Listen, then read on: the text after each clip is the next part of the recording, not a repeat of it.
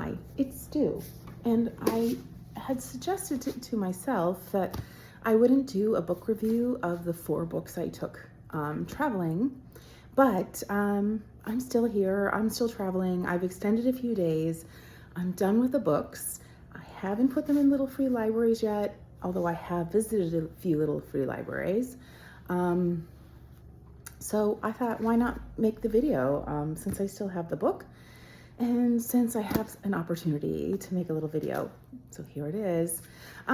This was my sort of reading TBR selection, and it was books on my bookshelf that were part of a series.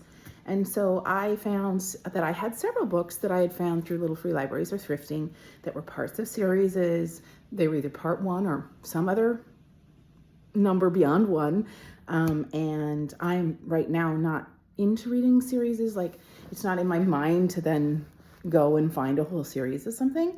But it was a fun time to just kind of read books knowing that they're part of a series, I guess. And then make notes for the future if I do want to take on a series as something that I'm doing with my reading. So the first book was Plainsong by Kent Haruf, and this song takes place in the Plains, a little town outside of Denver.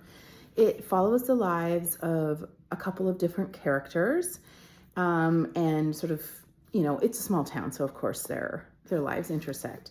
So there's some older brothers, there's some younger brothers, there's a high school teacher, there's a high school student. I didn't want to like this book. I get a little tired of the telling of the plains, anyway, I felt that this book was so unsentimental and so harsh, that I wasn't sure if I was really gonna like it, and I did. I liked it more than I thought I would. I could see how some people could take issue with the harshness, but I, being from a little small town in the Plains in the 80s, as is the setting of this book, I thought that it was a good telling. Honestly, it was a good telling of the harshness of life there and how characters interact with each other. I don't think I'll, again, I'm not reading series, so I didn't love this book so much that I would be like, now I'm going to go get the next one and the next one, if I were getting, or even if I see this author and it's one of the next ones, I might just pass it up I have a lot of books now, so I might just pass it up. The next book was quite a bit more lighthearted and everything that you think that a sort of mystery thriller would be, a Russian mystery thriller. It's The Siberian Dilemma. And in The Siberian Dilemma, we follow a known or, detective. This author writes about this detective through multiple adventures and misadventures, or cases, I guess we could say. And his name is Arkady. And in this case, his girlfriend, or on and off girlfriend, Tatiana, goes missing in Siberia, and he goes to Siberia and to try to find her. And there's commentary about Siberian ethnic groups, about the oil drilling in Siberia, about the prisons, the Siberian prisons, about the harshness of life, Siberia. There's bear hunting, there's chess playing, there's vodka drinking. And it is I think that these, sort of mystery thriller page turners, pull out all of the tropes and stereotypes.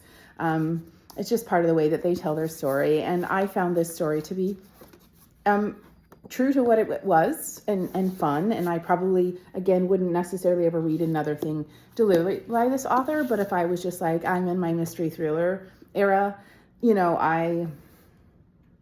I would give them another chance. I thought this was a decent book and the read that I expected it to be. The Ionia Sanction was similar. It was, again, sort of a gumshoe detective, but a bit of a far-fetched concept, because this detective, our inspector, exists in ancient times. It was fun to explore the ancient times. And there were parts about this book that I found very entertaining, I would say. We follow our sleuth, across the old Ionian Empire. Anyway, across of Ionia through Ephesus. He stops in Ephesus, and I've been there last year, 2 years ago. So I was looking for, is there anything about the description of this that I could have recognized? That was kind of fun for me. Anyway, there's threat of the Persians attacking the Athenians, and all of this is kind of going on. There's a lot of explicit torture, which I found, because the book read quite young, I found the torture and then the BDSM scene a bit off-putting because of how young the book read. And also I didn't know if that much was necessary for this story. And so I didn't necessarily, I found it off-putting. And I think this is number 2. I can tell it's number 2 because there's making some references to what would be the first one. There's definitely a love interest, and so there's a little thread of a romance through this. And I wouldn't even necessarily call that romance development that great.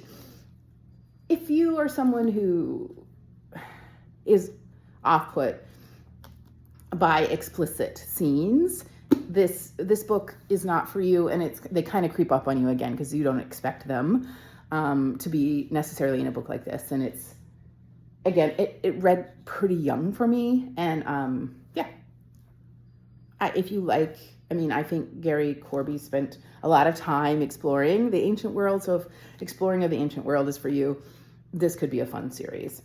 The last book that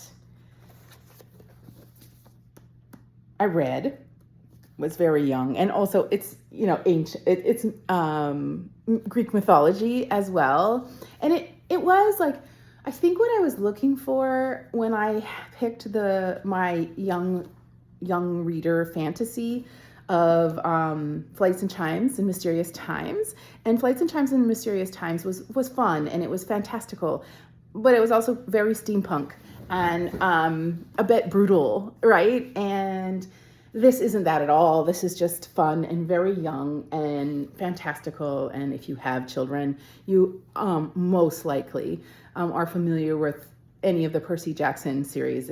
And that's what I wanted this to be. It almost was too young for me, to be honest.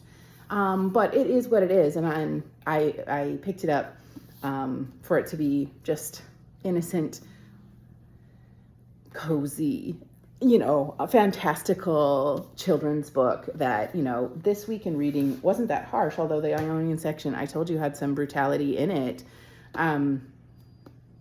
Sometimes you just need these kinds of books to cleanse the palate when you've been reading a lot of